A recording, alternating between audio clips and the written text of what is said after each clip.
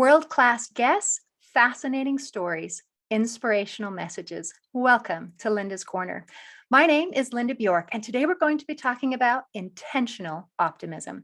I'm delighted to welcome special guest Andrea Johnson.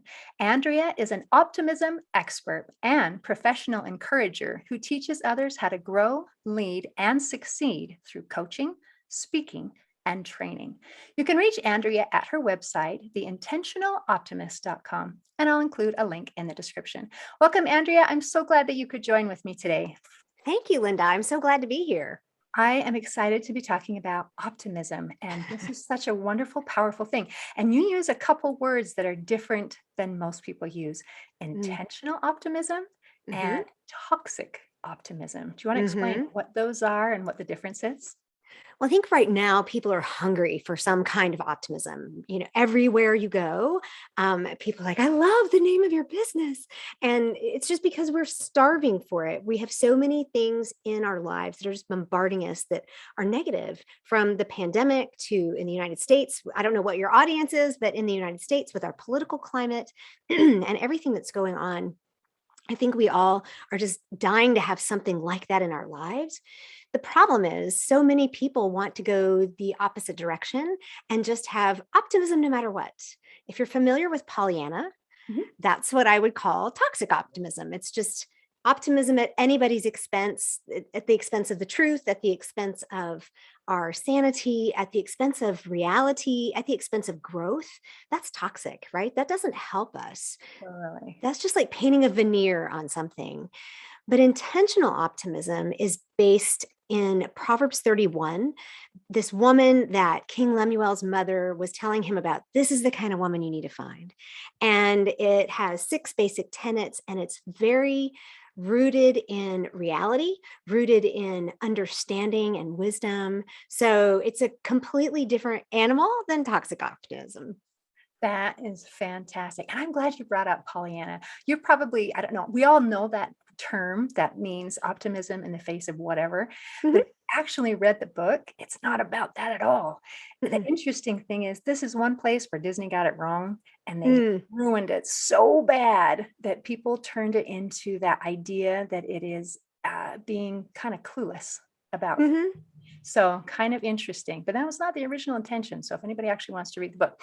Okay. So I haven't read the book, so I'm going off the Disney movie where, I know, right? Yeah, Everyone does. That's why the word Pollyanna means to be so clueless that you're just like, la, la, la, la, when you don't even have a clue what's going on in the world. And it's not particularly helpful. So that's awesome. So what is a professional encourager? What does that mean? We all need people to lift us up.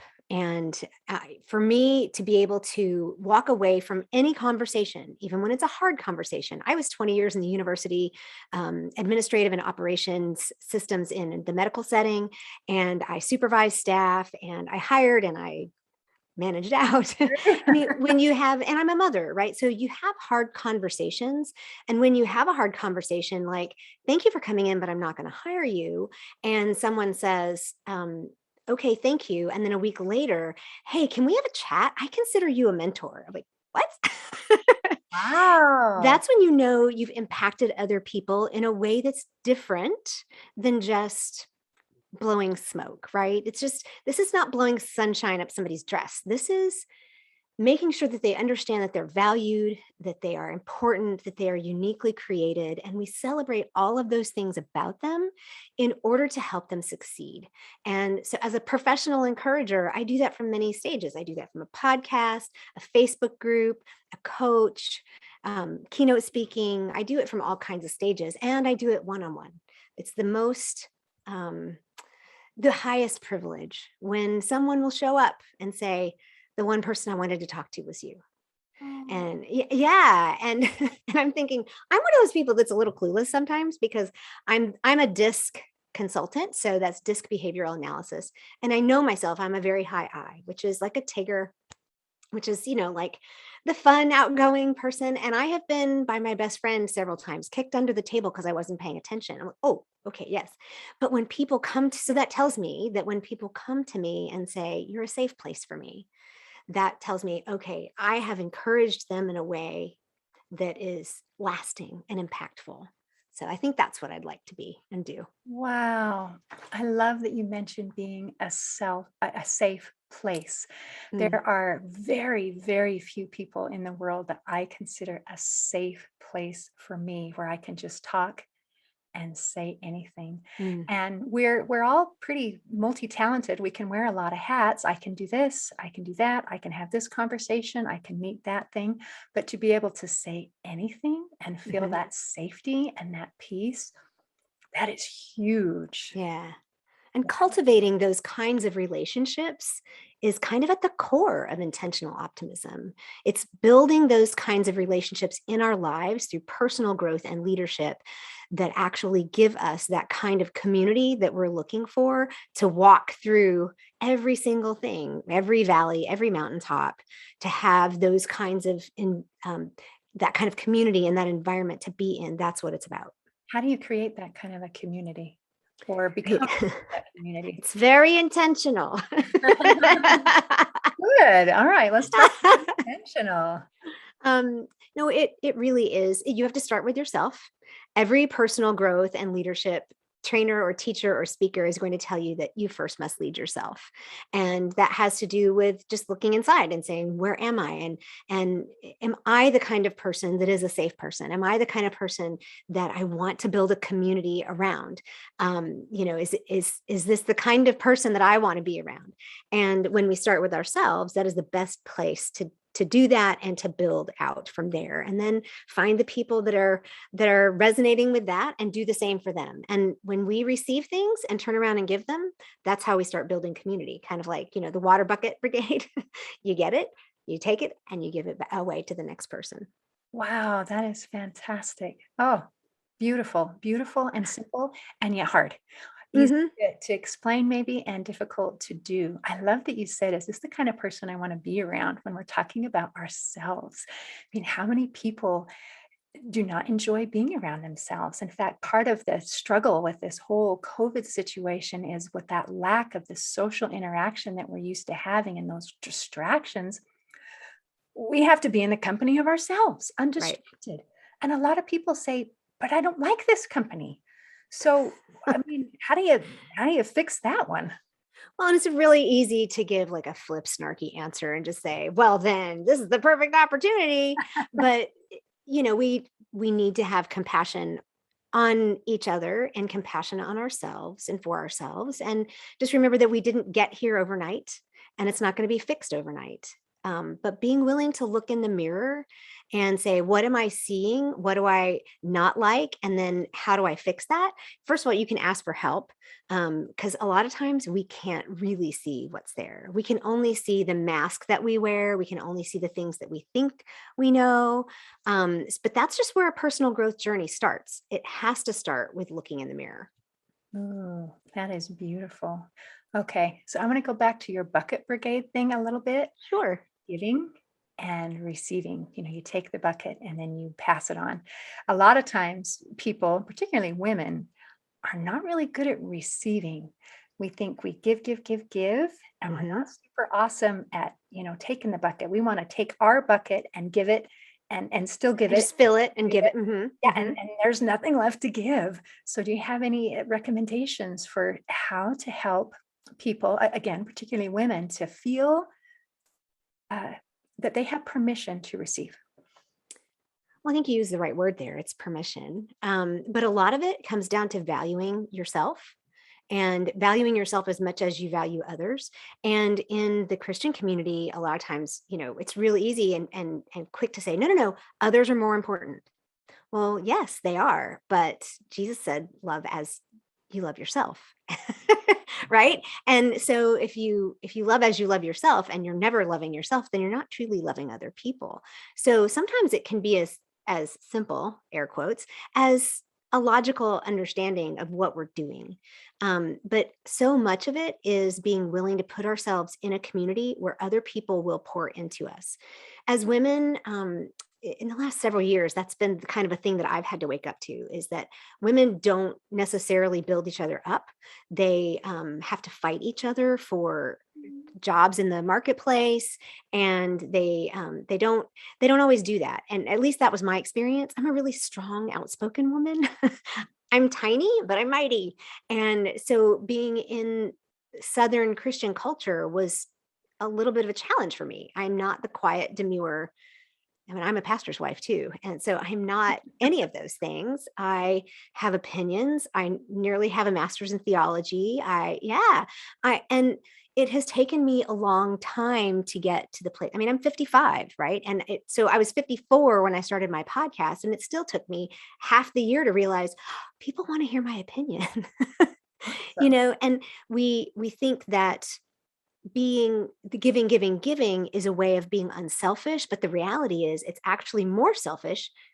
Hear me on this, because we're not actually giving of ourselves. We're not actually, so we're giving out in service, but we're not really giving of ourselves. And when I say people come to me as a safe place, it never occurred to me that they were coming to me for wisdom. It never occurred to me they were coming to me for advice. They were coming to me for things that I could give them of myself. And for some reason, it was okay for me to do that in those types of situations. But when it came down to doing it publicly or in the church, it wasn't. And I had to reconcile that and say, all right, women need to be a safe place for me. How do I actually make that happen? Because clearly, I don't know this, I don't mean to sound like this is not a black or white issue, right?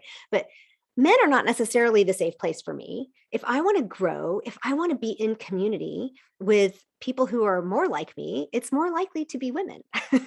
So, and I want to help other women not take as long to get to this understanding and realization as it took me. So being able, I used the water brigade, but another one I use is, the little barrel of monkeys that we have for our kids. They're like red and blue, and one arm is up and one arm is down. uh-huh. And I think of, as we're climbing a mountain, I reach up to you and you lock arms with me and help pull me up. And I turn around with this other arm and lock arms with somebody else. And so we're constantly moving up. We're constantly working together to get things done. And women, more than any other, I don't know, I can't say more than any other. I was listening to Beth Moore just recently, and she said, I talk too much to always be right. So every time I talk, I know I'm going to say something wrong. And I'm like, I totally identify with that. I think women can be very nurturing and can really help each other do that. But when we're not, we're really out for ourselves. And I think it's just really something that we have to be cognizant of and careful about, and be willing to say, I'm going to help you by becoming the best thing I can be in order to show you how to be the best thing you can be. Oh, I That love was it. long-winded. I'm sorry. No, it was fabulous. I liked when you talked about giving of ourselves, so we Yeah, have something to give. right. That includes having that chance to fill that bucket and to become ourselves. It's also, as we're talking about women and some of our natural traits and some of the things that are our go-to, I think as a general rule, my nature is more nurturing than, say, my husband's would be. So, but I think sometimes we think when it's time to put on a leadership role or some kind of job thing, then we have to deny our femininity and we Hmm. have to go all masculine. I got to be. And then you get into that nasty cutthroat stuff that you Right. were talking about. So you say that women are really natural leaders. There are things about us that naturally lend into leadership. So do you want to explain that a Yes. So if you go back to look at Proverbs 31, verses 10 through 31, and look at this woman that King Lemuel, this is not Solomon's mom, this is King Lemuel's mom, is telling him about.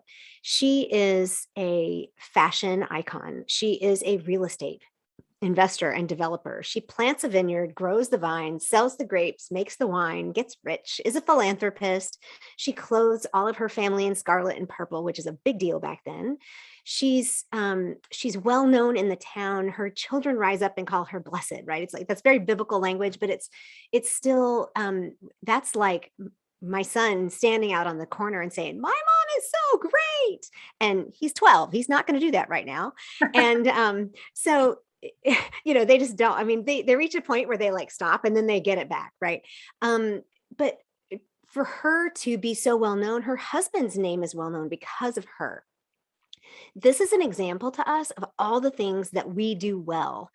And I always saw the Proverbs 31 woman as, you know, a homeschooler, canning, made her own clothes. And when I went back and looked at it, I'm like, no, she is a businesswoman. She is a philanthropist and a teacher. And women lead in ways that nobody else can. I'm an adoptive mother, so I didn't give birth to a child, but there's something about doing that. And even just in the mother relationship, you're leading your children, you're leading your family in ways that the father doesn't do. Now, granted, sometimes people have switched or different types of roles, but in general, that's a leadership position. Because we tend to be more nurturing, we tend to value other people better. And one of the best ways to get people to follow you is to value them. We call that charisma.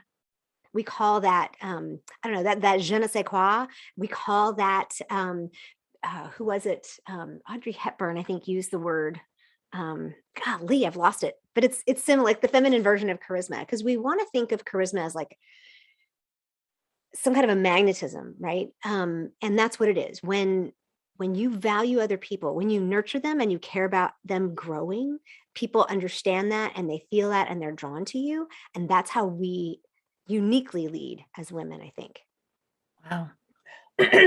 So by drawing people to us and by all of those other amazing things that you said that now I'm not able to put together into because I'm having a little brain cloud. So, all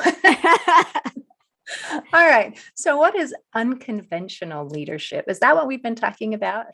Yes. And you actually touched on it when you said that a lot of times women will think that when they get into a position of leadership, they have to act like a man, and they don't. And you have this tagline that we lead from we all lead at any level in any area with our unique skills and strengths and specialties. And just the women that I interview on my podcast are women who started a fashion company and went to East Africa and Kenya and taught Maasai women how to sew because she said they need a way to provide for their families. Well, she didn't necessarily consider herself a leader, but she's keeping them, they don't have an education. And a lot of times they are victims of human trafficking. So she's giving them an ability to perform the kind of duties and the kind of, the kind of things that will produce an income that will provide for their family, which means that they're safe, right? Another woman who just wanted to help kids get prom dresses and prom clothes. And now she runs the Cinderella Project for all of the Shenandoah Valley. And I mean, literally runs this huge charitable, completely on the side. She's a full-time employee. And women who see in others ways to lift them up and figure out how to do that, that's unconventional leadership. We don't have to lead in a way that looks like the MBA 6 foot tall, blonde haired, blue eyed dude, right? We don't have to lead that way. We can lead exactly as we are in our own way. And we can do it in an unconventional way coming out of this pandemic where all the norms have been turned on their heads. Everything that was like this is how we go to work has been turned on its head. This is the type of work we do has been turned on its head. Women really thrive in the kind of community where we're like emerging, right? So that we're like emerging leaders, and women can come out of this, I think, in ways that we never expected. I think we're just kind of primed for taking over the world, Linda. In good and beautiful ways, right? Absolutely. Absolutely. It's interesting as you're discussing this leadership and unconventional leadership. I think it's kind of redefining what we think is leadership, coming with Right. a definition in our minds that it doesn't necessarily mean I am the boss of this corporation and Right. these particular behaviors and these, types of way that I treat people. Maybe that idea that means I'm above, so I have to keep people down, that kind of thing. We can be up and be lifting people up in the same time with that little monkey thing or our bucket.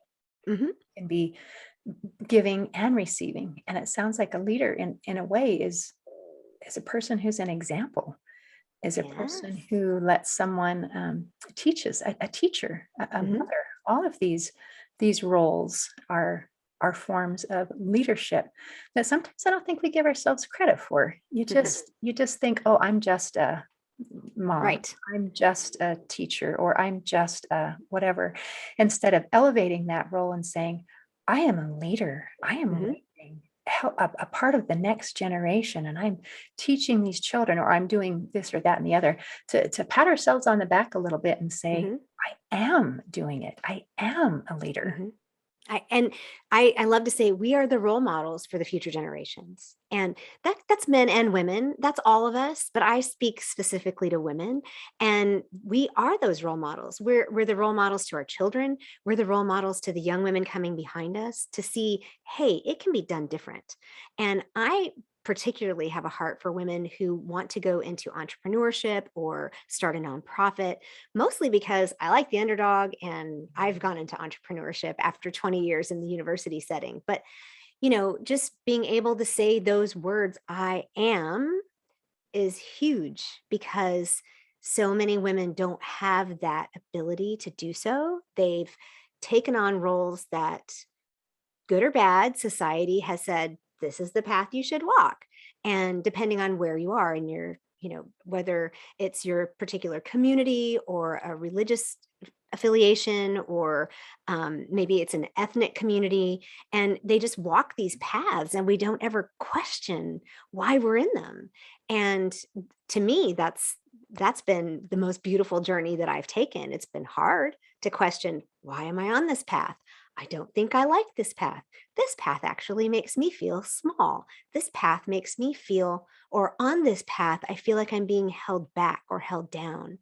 And for the longest time, I thought other people were doing it to me. But here's the thing about personal growth: you realize finally that at some point you took all that on yourself. And just because people started that with you, just because society said these things initially, we end up taking those things on ourselves and boxing ourselves in because it's what we're comfortable with. And we're comfortable with that leadership role that looks like, pressing people down and is up on this pedestal or is a man. And we're comfortable with that. We don't know what to do differently. And breaking out of that can be a little scary, but that's part of why we have a community. That's part of why we lift each other up and why we share our bucket with the next person or put the monkey arms out to the next person. Because otherwise, without the role models, without the mentors. And I was talking to, literally, I was interviewing a woman 2 days ago for my podcast, and she was talking about the difference between a sponsor and a mentor. And she said, a mentor is somebody that you brainstorm with and you get your ideas from, because we all talk about wanting mentors.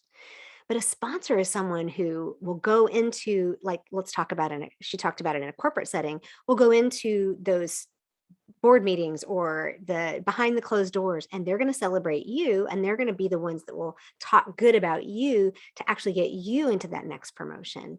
And for us to be that person for someone else, that's true leadership. When you can actually lift other people up actively, that's when you're really leading.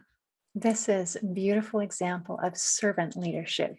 You are Isn't it? leader through serving others. That is Yeah. fantastic.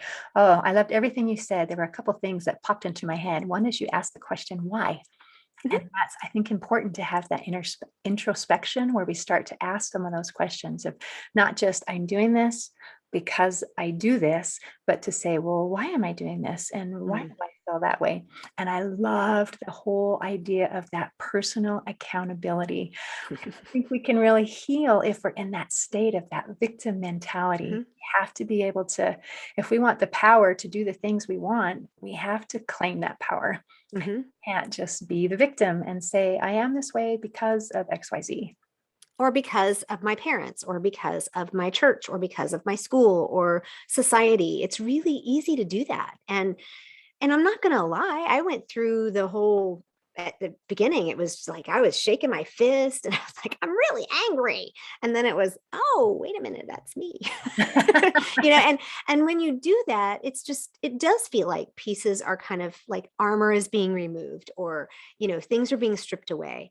But the beauty is when that happens, this is where I love the whole caterpillar to butterfly analogy, and it's used and used and used. But breaking out of that chrysalis that the caterpillar has been in, then the butterfly gets to show. Then the wings open. Then you get to fly. I just gave myself chill bumps.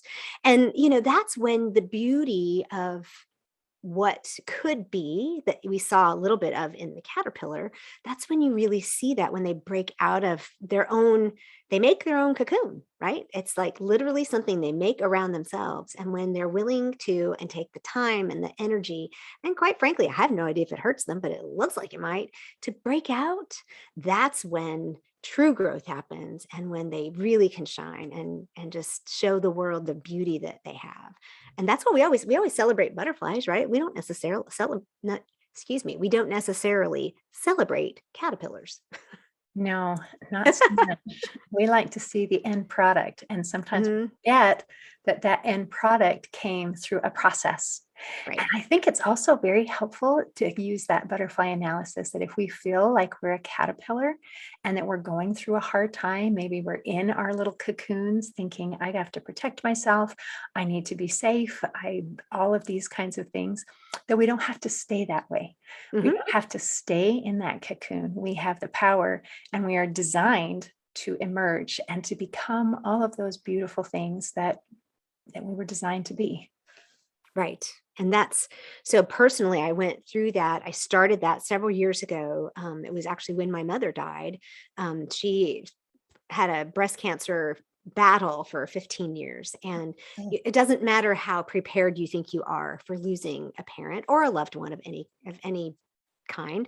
It's always something that causes you to reflect, or at least, for me it was. And I kind of went into that. And that's when I really started examining, who am I? I've been on a personal growth journey for 30 years, just because that's who I am. I like to learn. But it was a real intense kind. It was a little bit like being in a crucible and coming out and saying, okay, this is who I am. This is why, that's where I came up with intentional optimism and the six tenets, and saying, this is how I break out and become the butterfly. This is how I let go of some of those other things. This is the path I'm going to walk. And it's not always been easy, but it's definitely worth it. I love that. Things that are worth it. So can we briefly hear the six tenets? Absolutely. I describe them because I'm a missionary kid. I grew up on the West. No, I grew up in Seoul, Korea, actually. And then on the East Coast of Korea, of South Korea, was a beach that we spent our summers at. The missionaries had leased it from the government. And we had a little sunfish and a little laser sailboat. So if you grew up sailing, I did. And so I now start using that as my analogy for my six tenets, because it's the perfect little pi- picture of what intentional optimism is, because we're going on a journey, right? We're starting off from where we are now to where we want to be. So I talk about the six tenets, the first being optimistic, which is pretty obvious, but that means I have hope. And it does have a sense of positivity, and I'm proactive about acting on that hope and that positivity. And that's your hull, right? Without the hull of your boat, you're not going anywhere. The second tenet is present, and that's your center board. That keeps you upright in the water, no matter how hard the wind blows. If you don't have a center board or a keel on the bottom of your boat, when the wind blows hard, it's going to blow right over. So when we're present, we have a sense of wonder and a sense of generosity, and we're kind and we're open. Then the third tenet is energetic. This is your sail. Now that's not where the energy comes from. It captures the actual energy. And it's this is when we talk about the Proverbs 31 woman. She's very industrious, and she's definitely energetic and excitable, and she's life focused, right? She loves joy, and she laughs without fear at the future, those kinds of things. So that's your boat, your centerboard, your sail. And then the fourth one is courageous. This is your rigging. If you don't have ropes tied to that sail, you have no way of harnessing the wind. And when we're courageous, that's when we talk about being a leader. And you tapped into that. It's being a servant leader, it's having vision, it's being able to communicate that to others. It is having a sense of adventure as well, being willing to see some of the hard journeys we're on as an adventure. I learned that early in my marriage when we only had like MapQuest things that we could print out and we got lost. It was just best to say I was on an adventure. But the last piece of courageous is having some resilience. That's being able to get up. Like there will be times when that boat's going to just totally hit the drink, right? And you've got to be able to right that boat. So being courageous and holding on to those ropes, sometimes you have to let out the ropes and at least let go of the tension for the sail. Sometimes you need to pull it tighter and then you're really going to fly because you're going to like go at a diagonal and you see people hanging out the side of a boat to balance it. That's when you're really flying. The fourth piece is wise, and this is your rudder, or on a bigger boat, your wheel. It makes total sense, right? It's like this is keeping you pointed to the spot on the horizon where you know you want to go. And this is encompassed by things like understanding and seeing things from all sides and using our words in ways that build each other up and that are encouraging, and having respect for each person that we're in contact with, knowing that we're all created in the image of our creator. And when people see that wisdom in you, then they come to you for the guidance. And that's where your rudder comes into play. So you've got your boat, your centerboard, your sail, your ropes, and your rudder. And the last thing of pulling it all together and actually getting it in the water is intentionality. If you don't have that sense of purpose or a plan or a willingness to grow, your boat's just going to sit on the sand. I mean, I grew up on the beach, right? We didn't have a dock. So if you could either get other people to help you get that boat in the water, which I think is what community is for, or you just had to wait for the tide to come in. And we've all heard that. I'm waiting for the tide to come in, wait for my boat to come in on the tide. And you can wait a long time. I waited 50 years, right? And I wish I hadn't. So that's why I share what I have so that other women don't have to wait that long. I love working with 20 and 30 somethings because they still have so much wonder and it's so fresh and they have so much, oh my gosh, they have so much energy. And being able to say to them, here's what I have, take, use, go, right? That's the exciting part. That is fantastic. I loved our conversation. I've loved the things that I have learned and been reminded of. I think you're amazing. Thanks for what you're doing. And Oh, thanks thank for you so being much. here It's with my me today. privilege. Yes. Awesome. In closing, I'd like to share a quote by Bernard Beckett. He said, "Human spirit is the ability to face the uncertainty of the future with curiosity and optimism. It is the belief that problems can be solved, differences resolved. It is a type of confidence, and it is fragile. It can be blackened by fear and superstition. Today, I invite you to face your future with intentional optimism." See you next time on Linda's Corner.